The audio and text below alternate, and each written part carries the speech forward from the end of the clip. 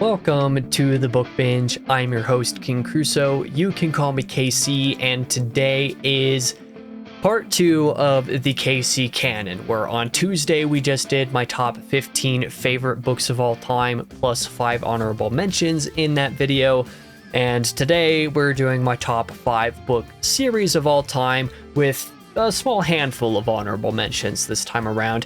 Hopefully this video will be a little bit shorter than Tuesday's video was, because I always get carried away whenever I'm talking about individual books in any of my videos, basically. But today, like I said, we are talking about the series. Now, as a little bit of preamble here, there's 2 reasons why this is a little bit of a complicated video to make for me. That is the first reason, mainly because I personally read pretty slow. This is nothing new. If you've been watching my channel for a while, I've probably said this enough times to have you sick of me at this point.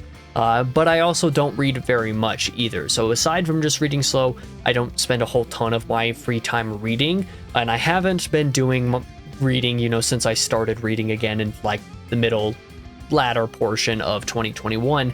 I haven't been doing it for very long. So as such, it's kind of hard for me to have a bunch of favorite book series, because I haven't really been reading long enough to actually have read enough series to make one of these lists. That is why this is only a top 5 instead of a top 10, for example.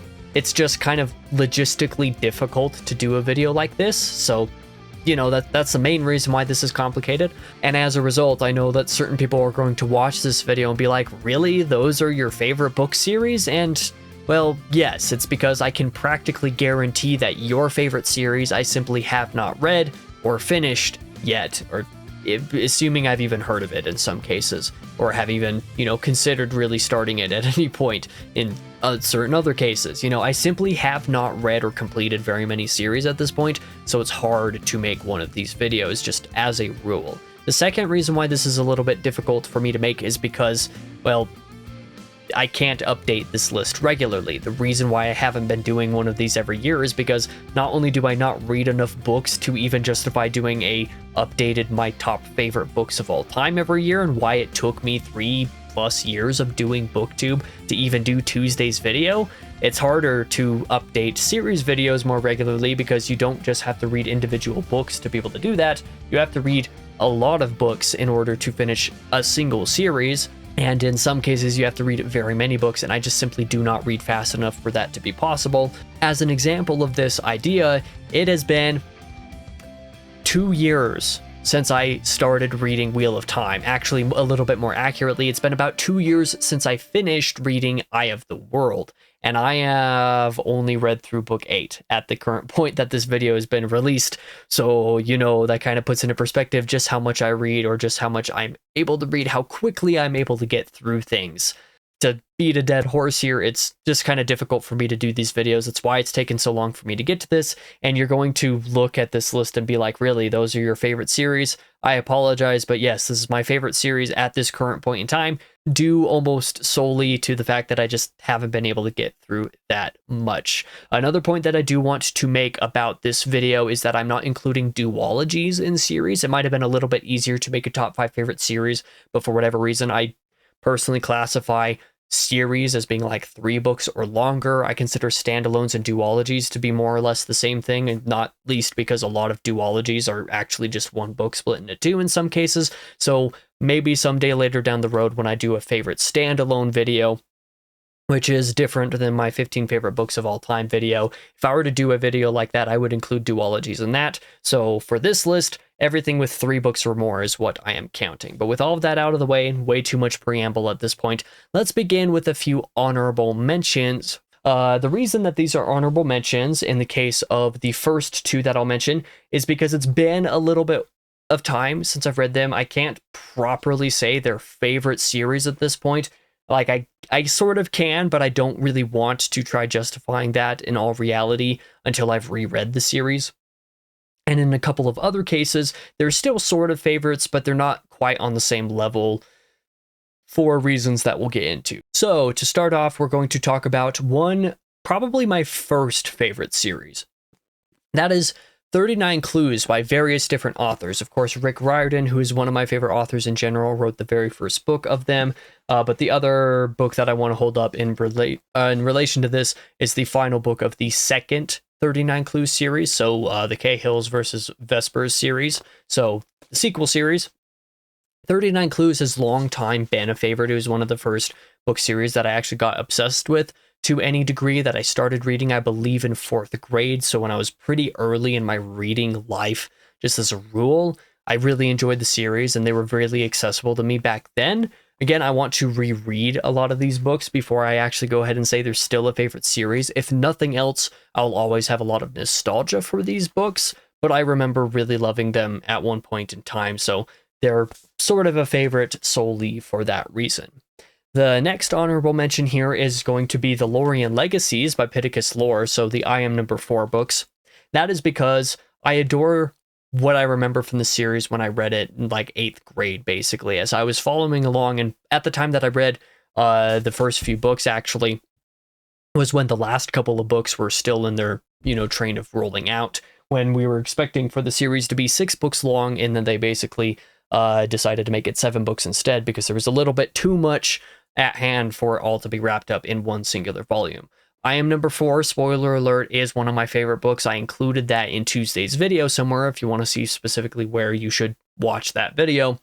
But the series as a whole has always been a favorite because I think that the ideas that it presents and the way that it presents those ideas and the way that it explores all of that alongside just the whole character journey, the various character journeys, was really engaging. And I think that for the audience that it is for, which is like an older YA audience, so if you say like actual, like legitimate young adults, absolutely perfect for people in there. There's a reason why my English teacher in 8th grade decided to assign us I Am Number 4 to read and had us do fun activities related to that instead of, the dusty old classics. You were going to interpret and analyze this type of thing, because I Am Number 4 was great and it actually made all of us want to read the series. It was very difficult for everybody who read the book to actually read through the series because between the local library and the school library, there were only a couple copies of each book to go around. So it was just a bunch of circles or a bunch of students just kind of circling through things, like rotating around and then being able to discuss in turns like, oh, what did you think about some of this stuff, and speculation about future books and stuff. I still remember having an argument about the title of the 6th book in the series because one of the other students was like, no, it can't be possible for the 6th book to be titled this thing because this reason. And I'm like, yeah, well, that's literally what the title is. It was announced today, dude. So like I still have pretty visceral memories with the series, so I love it for all of those reasons. But again, it's one of those things that I really want to reread the series in full at this point, now that I've been doing booktube for a little while, before I actually finalize if that is one of my favorite series. So I could actually see that going on the series or on the list proper. And if I ever expand the list to a top 10 favorite series of all time, it'll probably be on that list for a little while, until there's 10 series to, boot it out of there. But at the moment, I just want to put it as an honorable mention because I can't really say for certain whether it is there.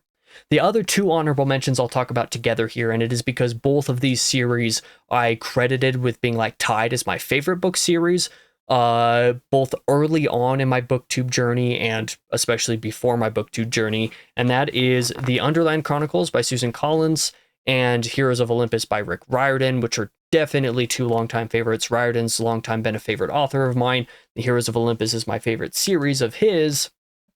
And Underland Chronicles was one of those things that just also really clicked with me when I was a little bit younger, when I was in that late junior high school time of my life. Just really clicked with me. Both of those series are favorites because they are great for those age levels. That's why these 2 are honorable mentions. They were my favorite series of all time before I read one of the series that we'll get into on this list. But yeah, I think that's enough about the honorable mentions. So we'll move into the actual top 5 itself and begin number 5 with probably the most surprising inclusion, even from my angle. And that is The Faithful and the Fallen by John Gwynne. I'm holding up my favorite book in the series, Valor. And the reason why I'm a little bit surprised this is in my top 5 is because, like, kind of perusing my shelves, looking through all the series I've read, writing them all down, I'm like, I don't think Faithful and the Fallen is a top 5 favorite series. I enjoyed it a lot, but there were some pretty big missteps as well. There are a couple of things that I didn't love about Ruin and Wrath, for example, that kind of brings it down a little bit.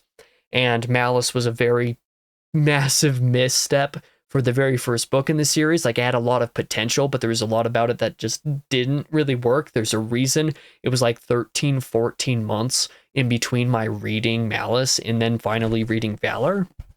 But Valor by itself and the last two books as well were both good enough to kind of change my mind about Malice entirely. It is a really great series. It's just surprising that this is one of my favorite series. But again, I haven't really read enough series for there to be a reason for this to not be on there. So part of why Faithful and the Fallen is on my favorite series is by a technicality, just because, like I said, I just haven't read enough for it to not be on the list. But it is very solid. Valor especially is a really great book.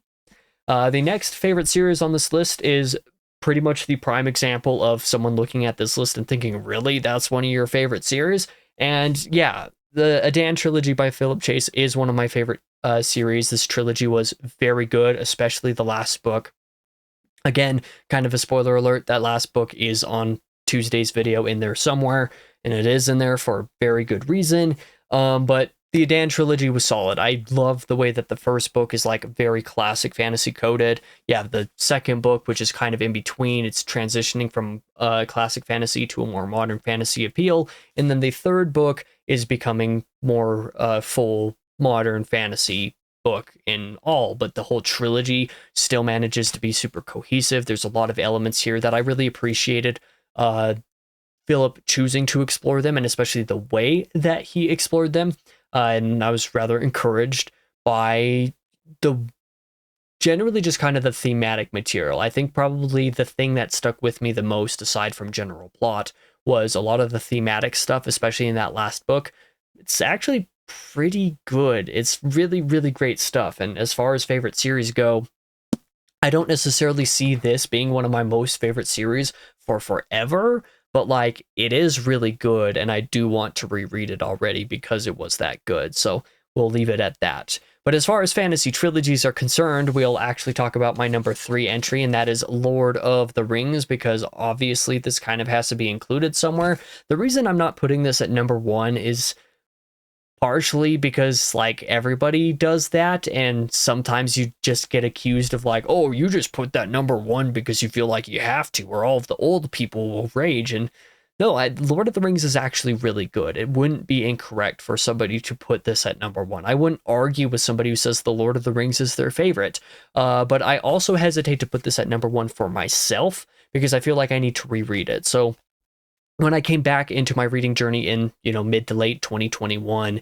Lord of the Rings was one of the very first things that I read in that process. So I reread The Hobbit in October of 2021, and then over November, December, and then, of course, January of 2022, I read The Lord of the Rings and read through and actually completed the series for the first time, even though I had read Fellowship of the Ring previously.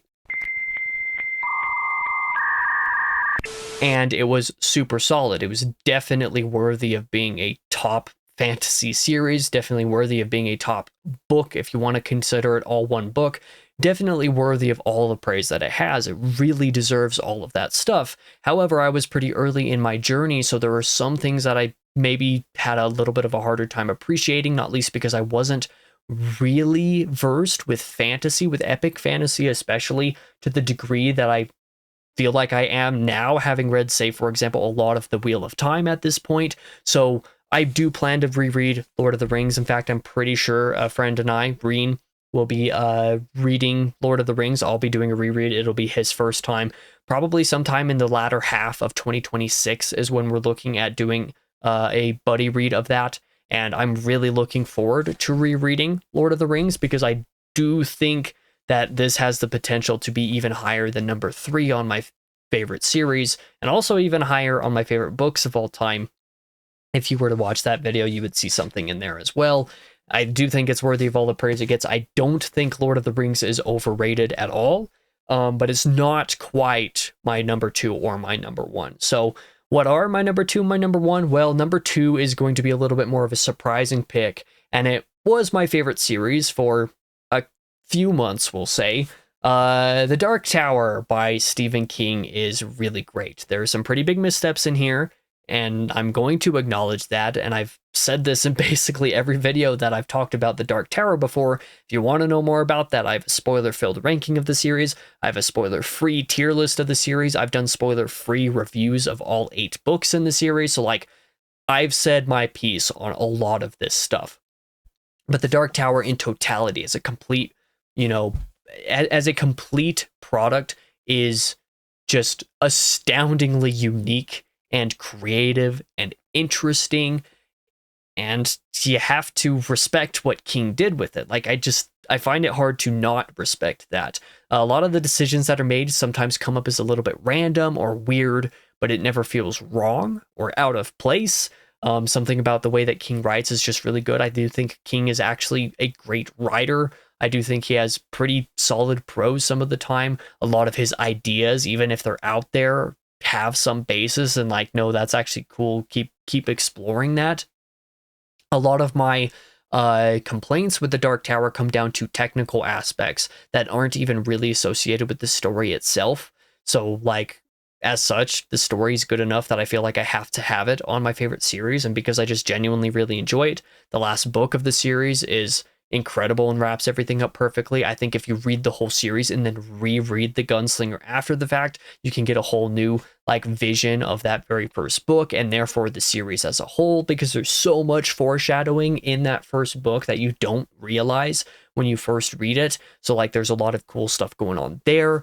A lot of the individual books are just super solid in the way that they're doing things and the way that they're so different. Drawing of the Three has some really cool character introductions. The Wastelands has some really great ideas that expand upon those character introductions, but allow you to get to know those characters in the first half, for example.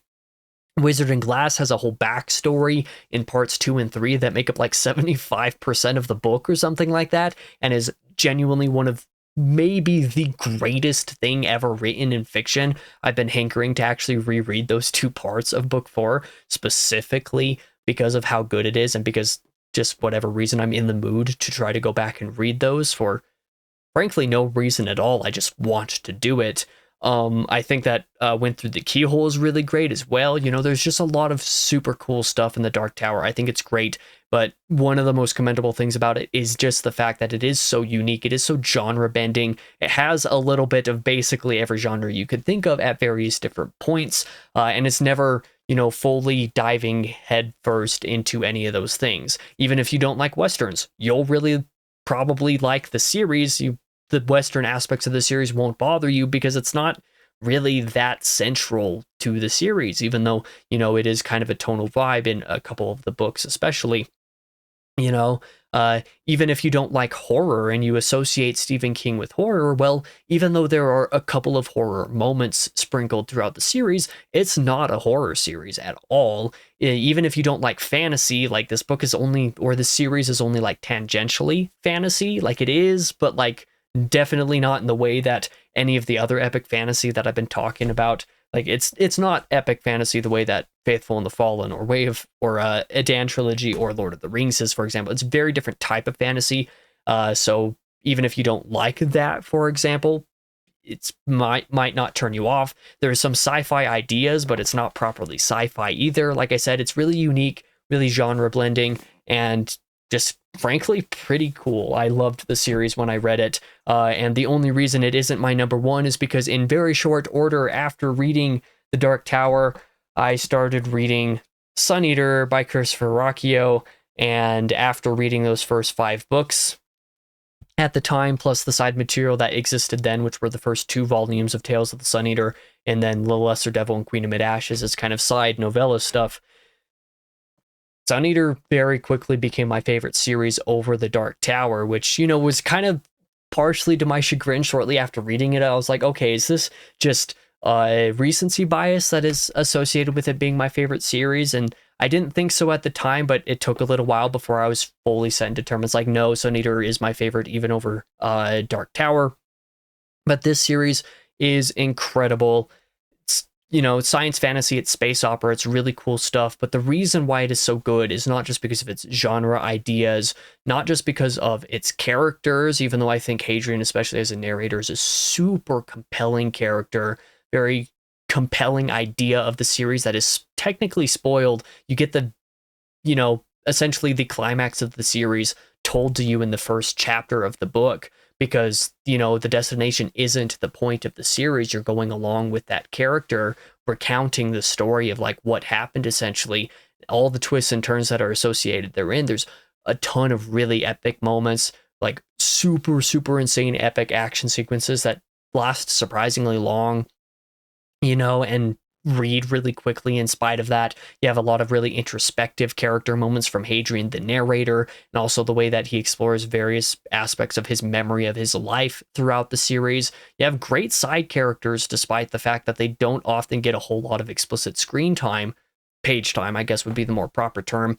The prose is really good. I didn't particularly hook onto the prose for the first few books like some other people did, but like books 4 and 5 especially was when I noticed like this is actually like out of this world prose, even though, it's good before that as well, but it was those 4th and 5th books that made me realize just how powerful that is. It's a series that really hurt me emotionally and psychologically at various different points. Speaking of the 4th and 5th books, it is really impactful as such. And there's also the fact that, moving into a little bit more of like an actual personal bias type of thing, I have to clarify that if you don't trust my opinion on Sun Eater, I understand, because I am associated with the series a little bit more personally at this point. So first of all, I did, for the, Empire of Silence Diamond Edition Kickstarter, I did purchase the Prepare to Die add-on tier, which allowed me to get a cameo character inserted into the series to be killed. And as such, the 6th book in the series features a cameo character, Lieutenant. I don't know if he's a lieutenant, but at the very least, he's a Legionnaire. Legionnaire Holden Crusoe is a cameo character. He appears in Disquiet Gods. He is going to appear again in Shadows Upon Time, the final book of the series, and be killed in that in a pretty brutal fashion, apparently.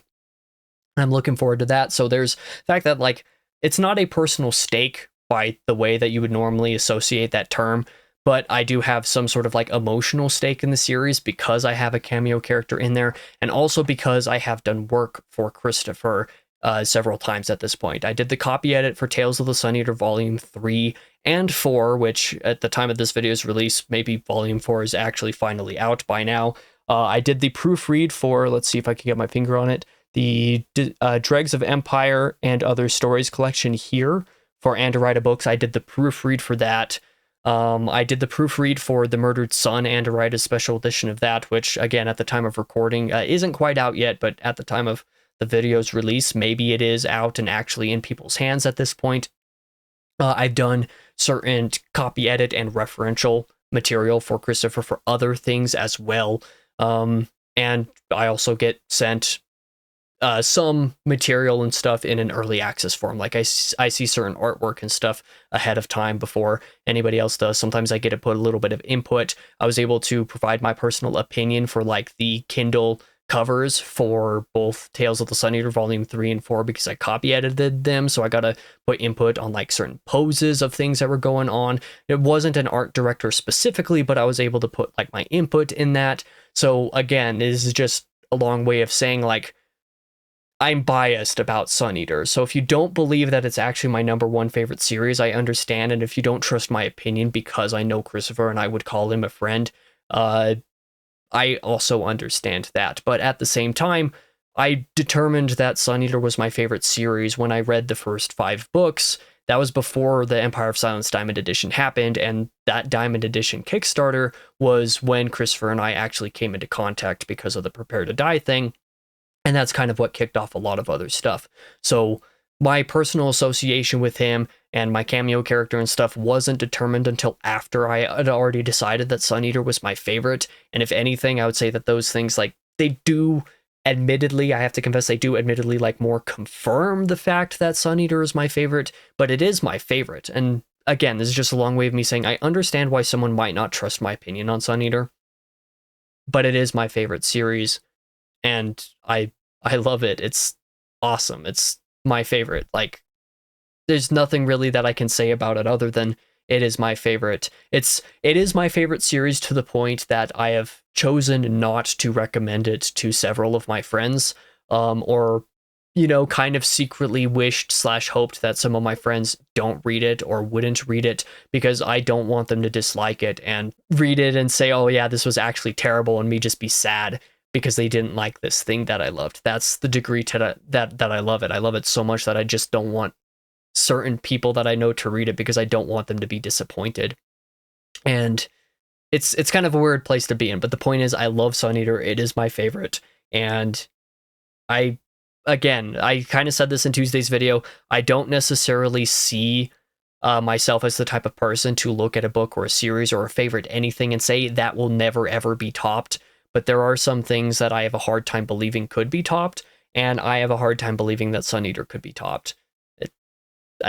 Christopher is my favorite author, like he is, and his non-Sun Eater stuff that I've been able to read as well. He has, a side fantasy thing that he's been doing on Patreon, some short stories that he's written that I've been able to take a look at, gotten early access on those stories, again, kind of going into the side sort of bias thing. But even beyond Sun Eater, there's other stuff that he's done that is just incredible. I love Christopher as an author. I love Sun Eater as a series.